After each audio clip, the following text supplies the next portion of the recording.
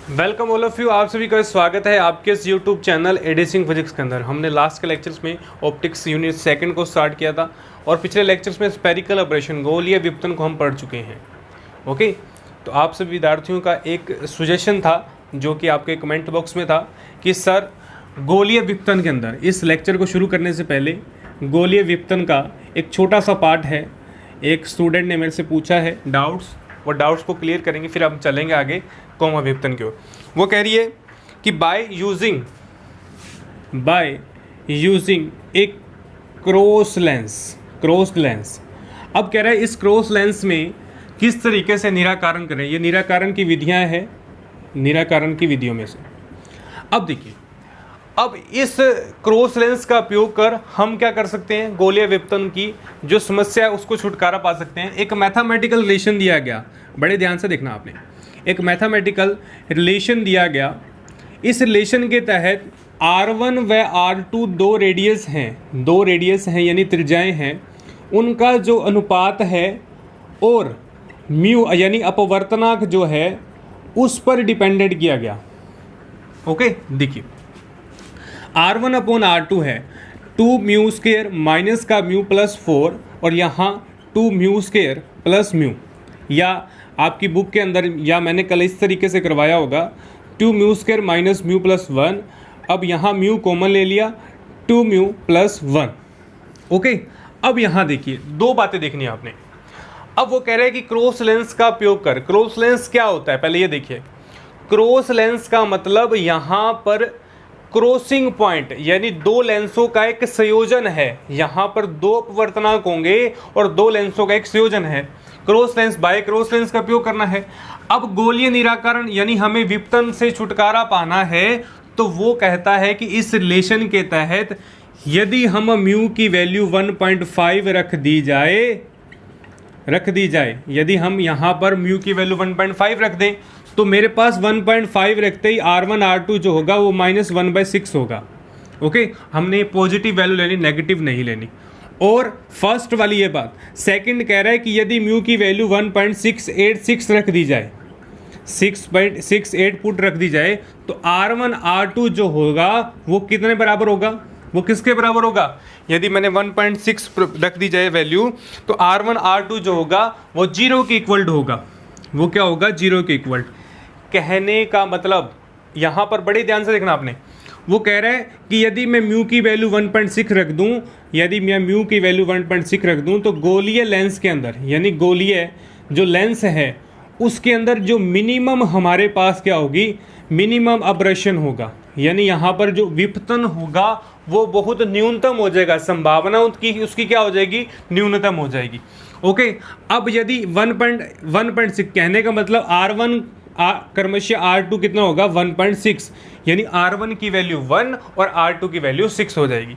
Second relation कह रहा है, अब ये रिलेशन कह रहा है कि 1.686 रख दिया जाए तो मेरे पास R1 R2 0 होता है। यानी कहने का मतलब R2 को क्या करूं, यदि मैं 0 रख दूं, यदि मैं R2 की वैल्यू जो है वो 0 रख दूं, ओके, या R2 की वैल्यू को इन्फिनिटी रख दूं, R1 नॉट इक्वल टू 0 और R2 जो है वो इन्फिनिटी है। अब R2 इन्फिनिटी रखते ही क्या होगा, 0 बन जाएगा। R2 इन्फिनिटी तभी 0 बना ये, यदि R2 यहाँ से इन्फिनिटी हो तभी 0 है। कहने का मतलब यहाँ पर समतल लेंस जो हमने लास्ट के लेक्चर्स में पढ़ा था, यहाँ पर यह समतल लेंस की तरह क्या करेगा, व्यवहार करेगा। ओके, तो इस प्रकार से बने हुए लेंसेज को क्या कहेंगे, विपतन लेंस। क्या कहेंगे अपन, विपत्ति लेंस या क्रॉस लेंस कहेंगे, या विपत्ति लेंस या क्रॉस लेंस कहेंगे। ओके, क्लियर है डाउट, कुछ भी नहीं था इसके अंदर, सिर्फ मैथमेटिकल रिलेशन अपने को क्या रखना है, याद रखना है। मैथमेटिकल रिलेशन क्या रखना है, अपने को याद रखना है। ओके, तो चलिए आज के टॉपिक पर बात करते हैं, कोमाब्रेशन। आज के टॉपिक की बात करते हैं कोमाब्रेशन के बारे में। क्या है कोमाब्रेशन, ओके, कोमा विपतन क्या है। मेरे पास आपके जो भी डाउट्स हैं, आपके जो भी सुझाव हैं, मुझे कमेंट बॉक्स पर ज़रूर बताइएगा आप। अब देखिए कोमाब्रेशन क्या है, सबसे पहले देखते हैं ये किस तरीके का होता है।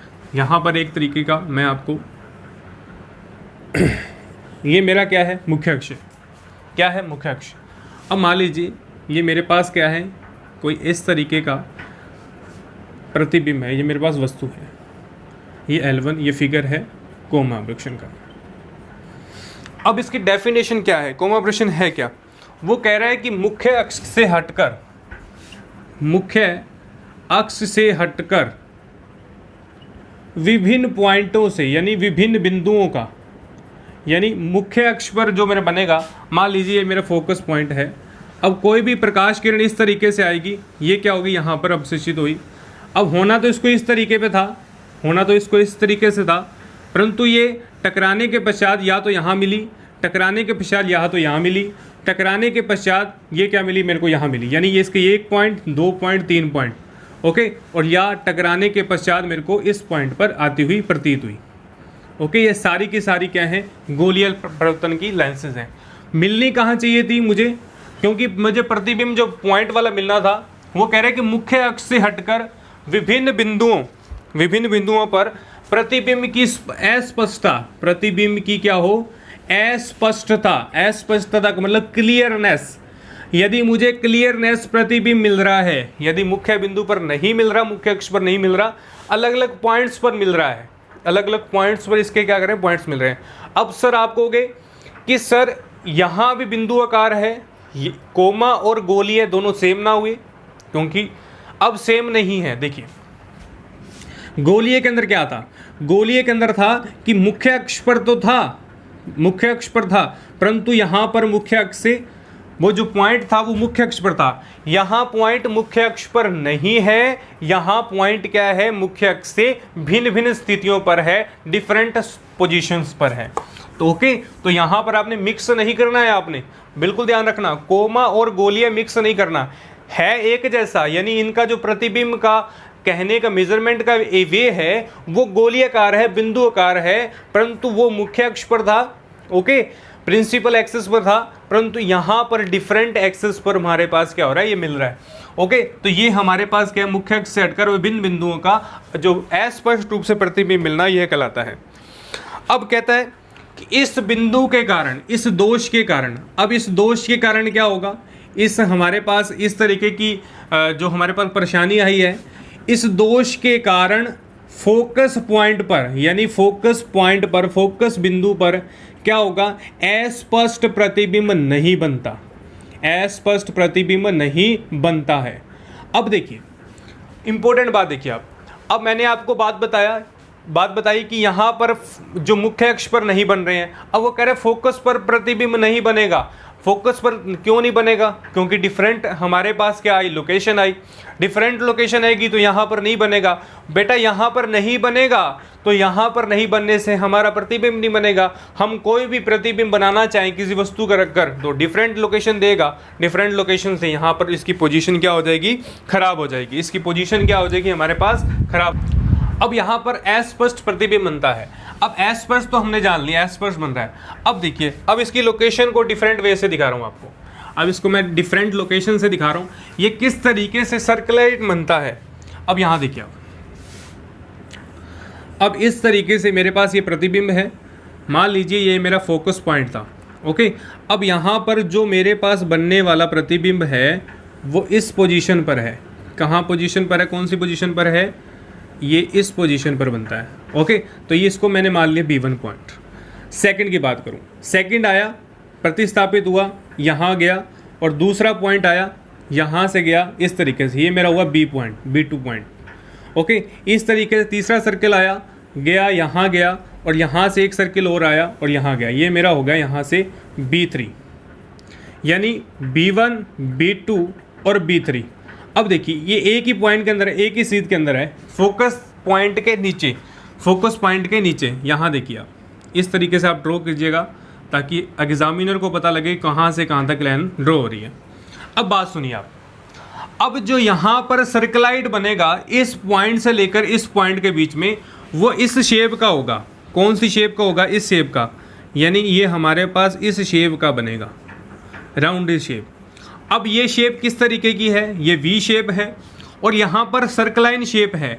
जब भी कोई चक्रवात या कोई फ्लड आता है तो इस तरीके से क्या होगा, हमारे पास बनता है। इस तरीके से क्या होती है ये हमारे पास संरचना बनती है। यानी कहने का मतलब जो भी इसके बीच में सर्कलाइन होगा, इस तरीके सर्कलाइन होगा, वो इस तरीके का पैटर्न बनाएगा, इस तरीके का क्या बनाएगा, पैटर्न्स को बनाएगा। ओके, अब ये जो बात है, अब पैटर्न किस तरीके से बनाएगा। अब यहाँ पर सबसे न्यूनतम जो पोर्शन है, अब मैं यहाँ बात कर रहा हूँ, ये सर्कुलेट बना दिए मैंने, यहाँ पर सर्कुलाइट बना दिए। अब जो B1 है ये मान लेता हूँ B2, ये B3। अब B1 देखिए सबसे छोटी त्रिज्या है, सबसे छोटी। सेकंड उससे ज़्यादा वाली है, यानी जो B1 है उसकी जो रेडियस है वो छोटी होगी। B2 क्या होगी, B1 से ज़्यादा होगी, और B3 क्या होगी, मैक्सिमम होगी।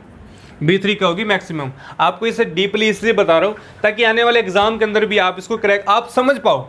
ये नहीं, हमें रट्टाफिकेशन नहीं लगाना कि कोमा विपतन ये है, कोमा विपतन, हमें इसकी गहराई तक समझना है कि कोमा विपतन एक्चुअली है क्या, कोमा विपतन एक्चुअली है क्या। हम जो स्टडी करने वाले हैं ये हमने इस तरीके का पोर्शन किस तरीके, यानी इसके बीच में जो भी क्रिया होगी, जो भी हमारे पास प्रोग्राम आ रहा है वो इस तरीके का प्रोग्राम आ रहा है। ओके, तो बड़ा इजी तरीके से आपने देखना है। अब यहाँ पर हमने क्या करेंगे, अब इसका छुटकारा पाना है इस समस्या से, तो निराकरण की विधियां भी होंगी। अब यहाँ पर लिखिए आप, कोमा विपतन के निराकरण की विधियां, कोमा विपतन के निराकरण की विधियां। Okay, methods of solution by कोमा विपतन। अब क्या कह रहा है, अब यहाँ पर एकल लेंस के चयन करते हुए, अब वो कह रहा है कि आप एकल लेंस का चयन किए, मैंने यहाँ पर एकल लेंस का चयन किया है।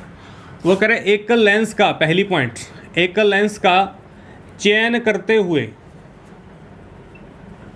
हमें सिर्फ एकल लेंस का चयन करना है। कह रहे एकल लेंस का चयन करते हुए इस दोष को कम किया जा सकता है, इस दोष को कम किया जा सकता है। अब कैसे किया जा सकता है, देखिए, यदि मैं अपवर्तनांक 1.5 लूँ और R1/R2 की वैल्यू माइनस का 1/9 लूँ, अभी अपने पढ़ा, अभी मैंने लास्ट में करवाया था डाउट वाला सेक्शन।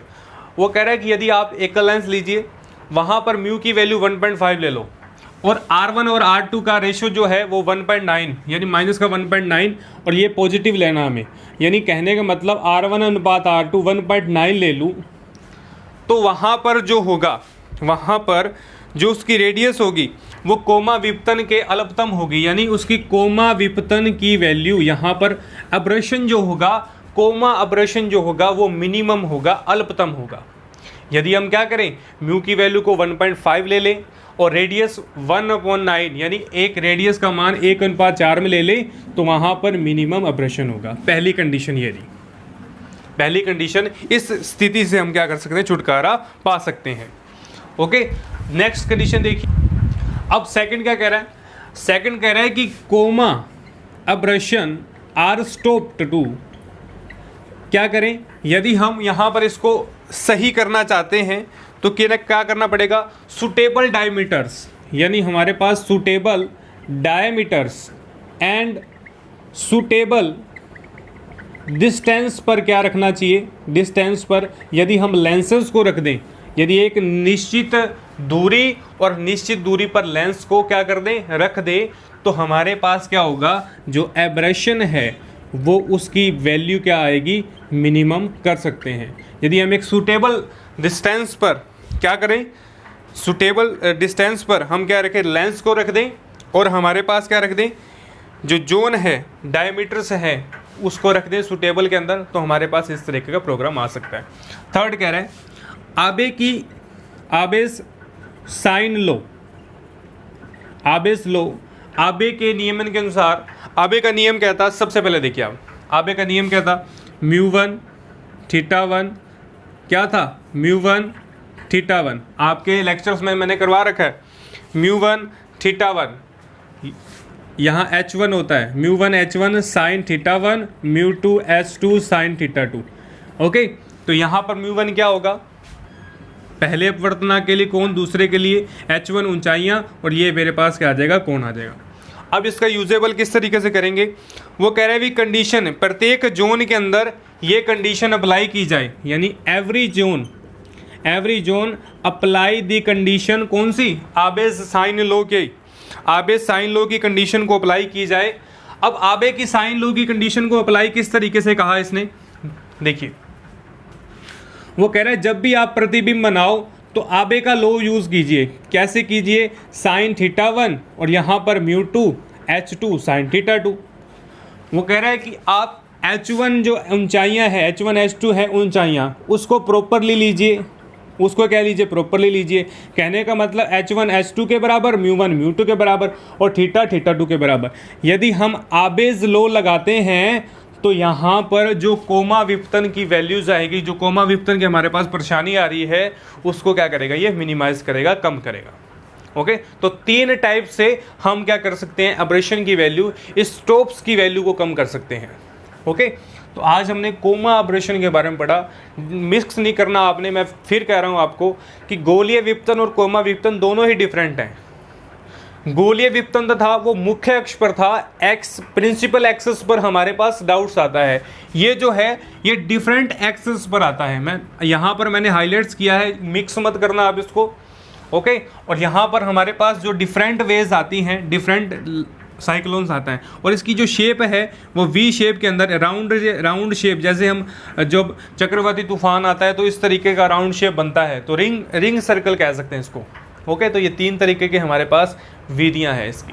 फर्स्ट हमारे पास इस स्पेसिफिक कंडीशन है, सेकंड मेरे पास यदि डायमीटर लिया जाए, और थर्ड आबेज लॉ कह रहा। ओके, तो आज के लेक्चर में सिर्फ इतना ही हम डिस्कस करेंगे, और आप इस वीडियो को लाइक कीजिएगा, शेयर कीजिएगा और अपने फ्रेंड सर्कल में इस वीडियो को फैला दीजिएगा, ताकि सभी के सभी विद्यार्थी, यूनिवर्सिटी एग्ज़ाम आने वाले हैं उसमें फ़ायदा ले पाएँ, लाभ उठा पाएँ, और आप अच्छे मार्क्स से क्या कर पाएँ, आज नंबर को अचीव कर पाएँ। आपकी सुंदर सुंदर जो मार्कशीट है वो बड़े अच्छे मार्क्स से बनी रहे।